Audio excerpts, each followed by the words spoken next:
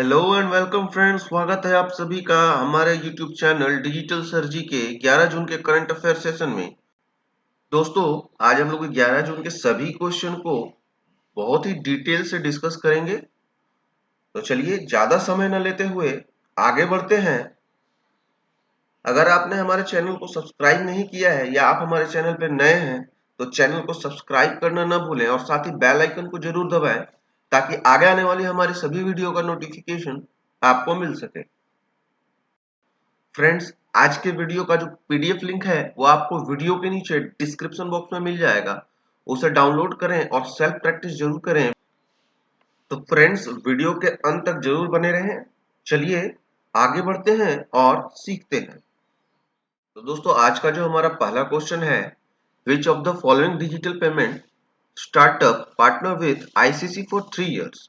निम्नलिखित में से किस डिजिटल भुगतान स्टार्टअप ने 3 वर्षों के लिए आईसीसी के साथ भागीदारी की है। आइए ऑप्शंस देख लेते हैं। ऑप्शन ए है पेटीएम, ऑप्शन बी है भारत पे, ऑप्शन सी है फोन पे और ऑप्शन डी है गूगल पे। तो इसका जो आंसर है वो है हमारा ऑप्शन नंबर बी, भारत पे। आइए इस क्वेश्चन को डिटेल्स में समझते हैं। फ्रेंड्स, सबसे पहले जानते हैं भारत पे के बारे में। तो ये जो है भारत पे का लोगो है, भारत। ओके, भारत पे के जो सीईओ है वर्तमान में वो है अश्नीर ग्रोवर। अश्नीर ग्रोवर। और भारत पे का जो फॉर्मेशन हुआ था वो हुआ था 2018 में और इसका जो हेडक्वार्टर है वो है न्यू दिल्ली। अब जो समझौता हुआ उसके बारे में थोड़ा सा हाइलाइट्स जान लेते हैं। इस समझौते के अनुसार भारत पे 2023 तक आईसीसी के सभी इवेंट में ब्रॉडकास्ट और डिजिटल प्लेटफॉर्म पर आईसीसी को साथ देगा तथा इसी के साथ वह इन वेन्यू ब्रांड एक्टिवेशन का पालन करेगा। यहां तक क्लियर है। तो हमारा अगला जो प्रश्न है, name the deputy governor of RBI who was recently reappointed for an extension of 2 more years। RBI के डिप्टी गवर्नर का नाम बताइए जिन्हें हाल ही में 2 और साल के लिए 2 और साल के विस्तार के लिए फिर से नियुक्त किया गया। तो हमारे ऑप्शंस देख लेते हैं। ऑप्शन नंबर ए है M R Rao, option number B है M D Patra, option number C है एम के जैन और ऑप्शन नंबर डी है टी रविशंकर। तो इसका जो आंसर है दोस्तों वो है हमारा M K Jain, Mahesh Kumar Jain. Clear है। आइए इस क्वेश्चन का डिटेल्स जानते हैं। तो फ्रेंड, जैसा कि आप यहाँ पे अभी लेफ्ट साइड में ये जो तस्वीर देख पा रहे हैं ये है एम के जैन, महेश कुमार जैन, जिनको अभी 2 और साल के लिए इनका कार्यकाल जो है बढ़ा दिया गया है और ये वर्तमान में भी आरबीआई के डिप्टी गवर्नर है। ओके, आरबीआई में टोटल 4 डिप्टी गवर्नर होते हैं।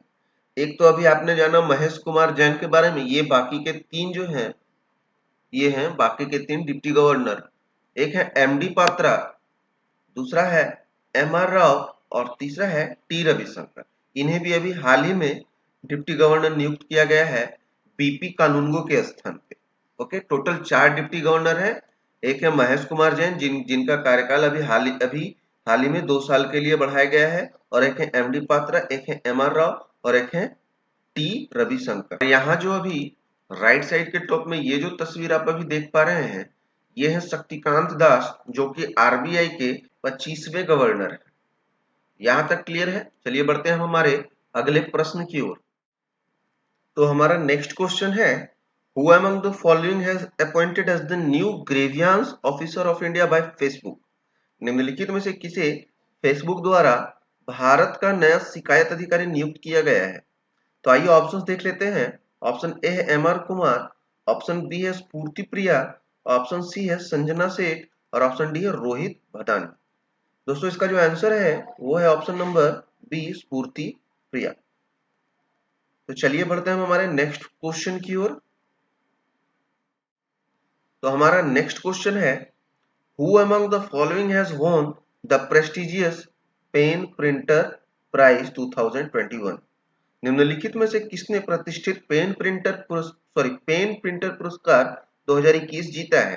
तो आइए ऑप्शंस देख लेते हैं। ऑप्शन ए है सित्सी दंगारेमगा, ऑप्शन बी है नताशा ऑघे, ऑप्शन सी है सेन पेट्रो और ऑप्शन डी है जोबा विलियम्स। तो इसका जो आंसर है दोस्तों वो है हमारा ऑप्शन नंबर ए, सितसी दंगा रेमगा। आइए इस क्वेश्चन का डिटेल्स डिस्कस कर लेते हैं। इस डिटेल्स को समझते हैं। पेन पिंटर पुरस्कार अवार्ड 2009 में अंग्रेजी पेन द्वारा दिवंगत नोबेल साहित्य पुरस्कार विजेता नाटककार हेराल्ड पिंटर के सम्मान में शुरू किया गया एक वार्षिक साहित्यिक पुरस्कार। क्लियर है? यह पुरस्कार एक ब्रिटिश लेखक या उत्कृष्ट साहित्यिक योग्यता के ब्रिटेन में रहने वाले एक लेखक को दिया जाता है। क्लियर है यहां तक? नेक्स्ट है पेन पिंटर पुरस्कार दुनिया भर में स्थित 100 से अधिक पेन अंतरराष्ट्रीय केंद्रों में पेन अंतरराष्ट्रीय सहयोगियों द्वारा प्रायोजित कई पेन साहित्यिक पुरस्कारों में से एक है। क्लियर है दोस्तों? चलिए बढ़ते हैं आगे के डिटेल्स की ओर। स्क्रीन में ये जो तस्वीर देख पा रहे हैं ये है तित्सी दंगा रेमगा जो कि जिम्बाब्वे की है। ओके, और इन्हें अभी पेन प्रिंटर पुरस्कार दिया गया है। आइए डिटेल्स में जानते हैं। उनकी पुस्तक ability to capture and communicate vital truths even amidst time of upheavals के लिए प्रिंटर पुरस्कार से सम्मानित किया गया है। क्लियर है? चलिए बढ़ते हैं हम हमारे नेक्स्ट क्वेश्चन की ओर। तो हमारा नेक्स्ट जो क्वेश्चन है, recently Sunil Chhetri surpasses Argentina's Lionel Messi and become second highest active international goal scorer. How many goal strike he did? हाल ही में सुनील छेत्री ने अर्जेंटीना के लियोनेल मेसी को पीछे छोड़ दिया और दूसरे सबसे अधिक सक्रिय अंतरराष्ट्रीय गोल स्कोरर बन गए। उन्होंने कितने गोल स्ट्राइक किए? तो आइए ऑप्शंस देख लेते हैं। ऑप्शन ए है 78, ऑप्शन बी है 76, ऑप्शन सी है 74 और ऑप्शन डी है 72। इसका जो आंसर है वो है हमारा ऑप्शन नंबर सी 74। टोटल अभी 74 गोल स्ट्राइक करके सुनील छेत्री जो है second highest international goal scorer बन गए हैं। तो आइए डिटेल्स में समझते हैं। तो फ्रेंड्स, यहाँ पे जो आप अभी स्क्रीन में तस्वीर देख पा रहे हैं, ये लेफ्ट साइड के टॉप में ये है सुनील छेत्री जो कि एक इंडियन फुटबॉलर हैं और अभी इन्होंने ही अर्जेंटीना के लियोनेल मेसी को पछाड़कर इंटरनेशनल फुटबॉल में सेकेंड हाईएस्ट स्ट्राइकर बन गए। इनका टोटल गोल्स है 74। ओके, क्लियर है? और अभी जो यहाँ पे आप राइट साइड के टॉप में ये जो तस्वीर देख पा रहे हैं ये है पुर्तगाल के फुटबॉलर क्रिस्टियानो रोनाल्डो। और अभी इंटरनेशनल फुटबॉल में सबसे ज्यादा हाईएस्ट गोल इन्हीं का है। हाईएस्ट स्ट्राइकर यही है। इनका टोटल गोल है 103 गोल, 103 गोल। यहां तक क्लियर है दोस्तों? चलिए बढ़ते हैं हम हमारे अगले क्वेश्चन। तो हमारा नेक्स्ट जो क्वेश्चन है, which of the following state government has declared Dehing Patkai wildlife sanctuary as the 7th national park of the state? निम्नलिखित में से किस राज्य सरकार ने देहिंग पटकाई वन्यजीव अभयारण्य को राज्य का 7वां राष्ट्रीय उद्यान घोषित किया है? दोस्तों, इस क्वेश्चन का आंसर जानने से पहले अगर आप हमारा वीडियो रेगुलर देख रहे हैं, कंटिन्यू देख रहे हैं, तो आपने एक चीज नोटिस किया होगा कि करंट अफेयर के साथ साथ आपको स्टेटिस अवेयरनेस भी सीखने को मिल रहा है। क्योंकि हर एक क्वेश्चन में जो भी डिटेल्स होती है उसे मैं बहुत ही बारीकी से डिस्कस करता हूं। जैसे कि मान लीजिए किसी भी क्वेश्चन में राज्य का नाम आया तो राज्य का सभी डिटेल्स मैं आपको बताता हूं। उसका जो जियोग्राफिकल स्टेटस है वो कहाँ है और वहां पे कितनी राज्यसभा सीटें, कितनी लोकसभा सीटें और भी टीसी बहुत सारी चीजें जानकारी देता हूं। और किसी देश का नाम आता है तो देश के बारे में भी डिटेल से बताता हूँ कि उसकी मुद्रा क्या है, उसके वर्तमान में प्रेसिडेंट कौन है। ओके, और किसी अगर बैंक का नाम आता है तो उसके बारे में भी पूरा डिटेल से समझाता हूँ कि उसका स्थापना कब हुआ था। किसी ऑर्गेनाइजेशन का नाम आता है तो उसके बारे में भी मैं बहुत ही डिटेल से समझाता हूँ। तो आप ये चीज नोटिस कीजिए कि आपका करंट अफेयर के साथ साथ स्टैटिक अवेयरनेस भी क्लियर होते जा रहा है। ओके, तो वीडियो को आप पूरा अंत तक देखें, बहुत ही फायदा होने वाला है। और जो पीडीएफ लिंक है उसको जो है डाउनलोड करके सेल्फ प्रैक्टिस जरूर कीजिए, तो फायदा और भी डबल हो जाएगा। क्लियर है दोस्तों? चलिए बढ़ते हैं आगे और इस क्वेश्चन का आंसर जानते हैं। पहले ऑप्शंस देख लेते हैं। ऑप्शन ए है अरुणाचल प्रदेश, ऑप्शन बी है मिजोरम, ऑप्शन सी है असम और ऑप्शन डी है हिमाचल प्रदेश। तो इसका जो आंसर है वो है हमारा ऑप्शन नंबर सी, असम। आइए असम के बारे में डिटेल से समझते हैं। दोस्तों पहले भी असम का नाम आ चुका है, फिर से एक बार डिस्कस कर लेते हैं। ये जो आप इंडिया का मैप देख पा रहे हैं, ये जो रेड कलर का जो एरिया है ये है असम। ओके, असम का जो फॉर्मेशन हुआ था वो हुआ था 26 जनवरी 1950 को, और इसका जो कैपिटल है वो है दिसपुर, और टोटल डिस्ट्रिक्ट है असम में 33, और विधानसभा सीट जो है वो है 126, टोटल लेजिस्लेचर है 126, और राज्यसभा सीटों की संख्या है 7, और टोटल लोकसभा जो सीट है वो है 14। और यहाँ जो आप ये तस्वीर देख पा रहे हैं अपने बॉटम में लेफ्ट साइड में, ये है हिमंता बिस्वा शर्मा, जो कि अभी वर्तमान में असम के चीफ मिनिस्टर है। और जो ये left side sorry right side के बॉटम में आप ये जो तस्वीर देख पा रहे हैं, ये है जगदीश मुखी, जो कि वर्तमान में अभी असम के गवर्नर हैं, राज्यपाल हैं। क्लियर है दोस्तों? चलिए बढ़ते हैं हम हमारे अगले प्रश्न की ओर। हमारा अगला जो प्रश्न है, Who among the following has become the match referee for World Test Championship final between India and New Zealand? निम्नलिखित में से कौन भारत और न्यूजीलैंड के बीच विश्व टेस्ट चैंपियन फाइनल के लिए मैच रेफरी बनाए गए? तो आइए ऑप्शन जान लेते हैं। ऑप्शन ए है क्रिस ब्रॉड, ऑप्शन बी है जेफ प्रो, ऑप्शन सी है रोशन महानामा, ऑप्शन डी है अली मदार। तो इसका जो आंसर है वो है हमारा option number A, Chris Broad. आइए क्वेश्चन का डिटेल्स देखते हैं।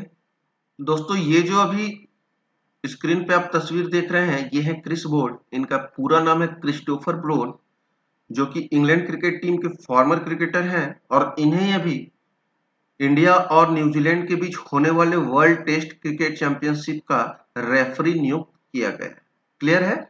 चलिए बढ़ते हैं हम हमारे अगले प्रश्न की ओर।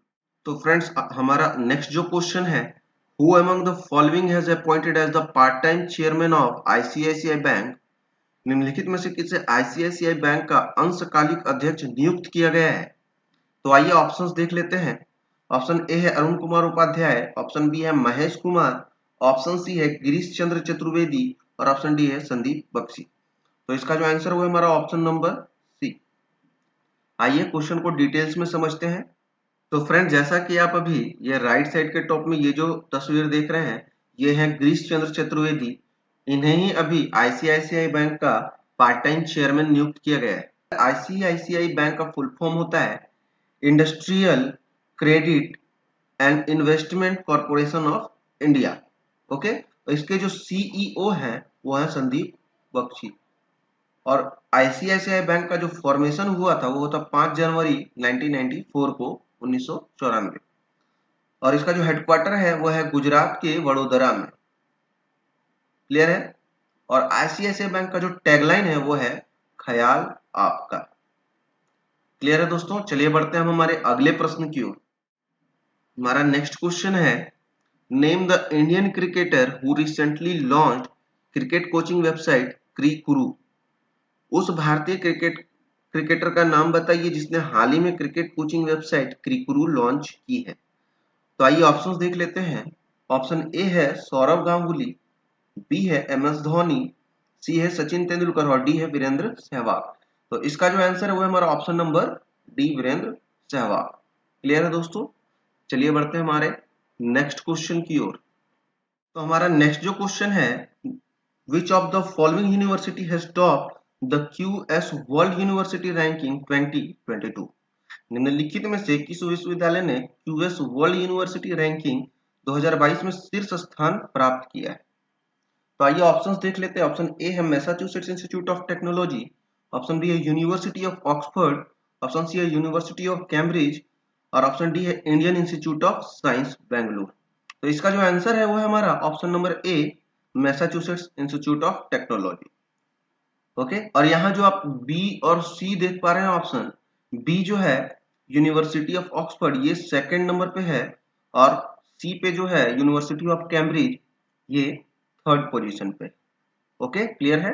फर्स्ट पे है Massachusetts institute of technology, second पे है यूनिवर्सिटी ऑफ ऑक्सफोर्ड, और थर्ड पे है यूनिवर्सिटी ऑफ कैम्ब्रिज। क्लियर है? चलिए समझते हैं क्वेश्चन का डिटेल्स। तो यहाँ पे क्यूएस वर्ल्ड यूनिवर्सिटी रैंकिंग 2022 जो जारी की गई, उसकी कुछ डिटेल्स है, आइए इसे डिस्कस करते हैं। 9 जून 2021 को जारी क्यूएस वर्ल्ड यूनिवर्सिटी रैंकिंग 2022 में 8 भारतीय विश्वविद्यालयों को सर्वश्रेष्ठ 400 वैश्विक विश्वविद्यालयों में जगह दी गई। ठीक है, केवल 3 विश्वविद्यालय भारतीय प्रौद्योगिकी संस्थान बॉम्बे, आईआईटी बॉम्बे, आईआईटी दिल्ली और आईआईएससी बेंगलोर शीर्ष 200 में शामिल यूनिवर्सिटी है। अब टॉप भारतीय जो यूनिवर्सिटी है उसके बारे में कुछ डिटेल्स है वो भी देख लीजिए। आईआईटी बॉम्बे को 117 रैंक के साथ भारत के सर्वश्रेष्ठ विश्वविद्यालय के रूप में स्थान दिया गया। इसके बाद आईआईटी दिल्ली 185 और आईआईएससी बेंगलोर 186 का स्थान दिया गया है। ये जो है ये रैंक दिया गया। ओके, और आईआईटी बॉम्बे को 177 रैंक मिला है अंडर 200 वर्ल्ड यूनिवर्सिटी रैंकिंग में। चलिए आगे समझते हैं। भारतीय विज्ञान संस्थान आईआईएससी बेंगलुरु को दुनिया के शीर्ष अनुसंधान विश्वविद्यालय के रूप में भी चुना गया है। ये एक चीज इंपॉर्टेंट है, आईआईएससी बेंगलुरु को दुनिया के शीर्ष अनुसंधान विश्वविद्यालय के रूप में चुना गया है, जो प्रति संकाय संकेतक के लिए 100/100 का एक सही स्कोर प्राप्त करता है। ठीक है, जो अनुसंधान प्रभाव को मापता है। क्लियर है? यह पहला मौका है जब किसी भारतीय संस्थान ने शोध या किसी अन्य पैरामीटर में पूर्ण 100 अंक हासिल किए हैं। क्लियर है दोस्तों? तो चलिए बढ़ते हैं हम हमारे अगले प्रश्न की ओर। तो नेक्स्ट क्वेश्चन है, which of the following country has become first country to adopt bitcoin as its legal tender money? निम्नलिखित में से कौन सा देश बिटकॉइन को कानूनी मुद्रा के रूप में अपनाने वाला पहला देश बन गया है? तो यहाँ लीगल टेंडर मनी जो है इसे समझते हैं। लीगल टेंडर मनी वैसी मुद्रा को कहते हैं जिसे किसी देश की सरकार ने कानूनी तौर पे वहां के प्रचलन के लिए, वहां पे लेन देन के लिए स्वीकार कर रखा है। जैसा कि अभी जो है हम लोग जो नया नया जो नोट देखते हैं 2000 का, 500 का, ओके, ये जो है ये अभी इंडिया के लिए लीगल टेंडर मनी है। इससे पहले जो 8 नवंबर 2016 में जो डिमोनेटाइजेशन हुआ था, विमुद्रीकरण हुआ था, उसके पहले जो भी नोट चलते थे, बड़े बड़े जो 500 के नोट थे, 100 के नोट थे, वो सब 8 नवंबर 2016 के पहले, जब से डिमोनेटाइजेशन हुआ था उसके पहले ये सब लीगल टेंडर मनी थे। लेकिन इनको क्या कर दिया गया, निरस्त कर दिया गया। इसके बाद नया जो है 2000 का नोट लाया गया, नया 500 का नोट लाया गया, नया 100 का नोट लाया गया, नया 200 का नोट लाया गया। ये सब जो नई जो मुद्रा है, ओके, ये अभी वर्तमान में भारत के लिए लीगल टेंडर मनी है। क्लियर है? तो इसे ही लीगल टेंडर मनी कहते हैं। चलिए समझते हैं ऑप्शन में क्या क्या दे रखा है। ऑप्शन ए है इक्वाडोर, ऑप्शन बी है अल सल्वाडोर, ऑप्शन सी है फिलीपींस और ऑप्शन डी है मलेशिया। तो इसका जो आंसर है दोस्तों वो है ऑप्शन नंबर बी। आइए इस क्वेश्चन को और भी डिटेल्स में समझते हैं। फ्रेंड्स, क्वेश्चन में एक अभी कंट्री का नाम आया था अल सल्वाडोर। आइए इसको डिस्कस करते हैं। जैसा कि यहाँ पे अभी आप वर्ल्ड का ये मैप जो देख पा रहे हैं, यहाँ पे ये जो छोटा सा लाल सा एरिया दिख रहा है, हल्का सा ये एरिया, ये है अल सल्वाडोर। जैसा कि देखिए यहाँ जूम करके यहाँ पे दिखाया हुआ है, ये जो पूरा एरिया है ये है अल सल्वाडोर। ओके, चलिए और भी डिटेल समझते हैं। ये जो आप फ्लैग देख पा रहे हैं यहाँ पे, ये है अल सल्वाडोर का फ्लैग, और वर्तमान में अल सल्वाडोर के जो प्रेसिडेंट हैं वो है नईब बुकेले। ठीक है, और यहाँ की जो करेंसी है पहले जो थी, अभी जैसा कि इस कंट्री ने बिटकॉइन को पूर्ण रूप से कानूनी तौर से वहां की मुद्रा घोषित कर दी है, लीगल टेंडर घोषित कर दी, और इससे पहले जो था यूएस डॉलर चलता था। ठीक है, और यहाँ का जो कैपिटल है अल सल्वाडोर का वो है सन सल्वाडोर। क्लियर है? चलिए आगे समझते हैं बिटकॉइन के बारे में। बिटकॉइन के डिटेल्स के बारे में जानते हैं। बिटकॉइन एक केंद्रीय बैंक या एकल प्रशासक के बिना एक विकेंद्रित डिजिटल मुद्रा है जिसे बिचौलियों की आवश्यकता के बिना peer to peer bitcoin network पर उपयोगकर्ता से उपयोगकर्ता को भेजा जा सकता है। ठीक है, तो दोस्तों ये जो मुद्रा है ये कोई आधिकारिक मुद्रा नहीं है, जैसा कि हम लोग एक हार्ड कैश देखते हैं, हम जो हाथ में ले सकते हैं कैश, ओके, उस तरह का ये मुद्रा नहीं है। ये क्या है, ये एक डिजिटल मुद्रा है। ठीक है, जिसे सिर्फ डिजिटल तौर पे हम किसी को भेज सकते हैं या ले सकते हैं। क्लियर है? आगे देखते हैं। लेन देन को क्रिप्टोग्राफी के माध्यम से नेटवर्क नोड्स द्वारा सत्यापित किया जाता है। और एक सार्वजनिक वितरित लेजर में दर्ज किया जाता है जिसे ब्लॉकचेन कहा जाता है। क्लियर है। आगे है क्रिप्टो करेंसी का आविष्कार 2008 में अज्ञात व्यक्ति या लोगों के समूह द्वारा सतोशी नाकामोतो नाम का उपयोग करके किया गया था। मुद्रा का उपयोग 2009 में शुरू हुआ जब इसका कार्यान्वयन ओपन सोर्स सॉफ्टवेयर के रूप में जारी किया गया था। क्लियर है दोस्तों। चलिए बढ़ते हैं हमारे अगले क्वेश्चन की ओर। हमारा आज का आखिरी क्वेश्चन है, recently Indo-Thai cooperation between India and Thailand in Andaman Sea was started for 3 days from 9 June.